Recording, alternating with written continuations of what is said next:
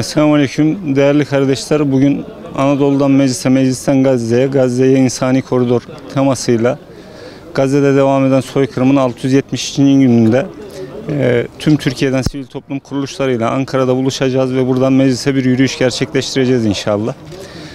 Bu yürüyüşte temel hedefimiz Gazze'de yaklaşık 170 gündür devam eden bir açlık kriziyle de yüz yüzeyiz. Soykırımın yanında Gazze'li 2 milyon Müslüman açlıkla da imtihan ediliyor. Ve burada dünya kamuoyu ve dünya devletleri artık tıkanmış durumdalar. Gazze'ye insani yardım sokma noktasında bile tıkandığımız bir duruma geldik.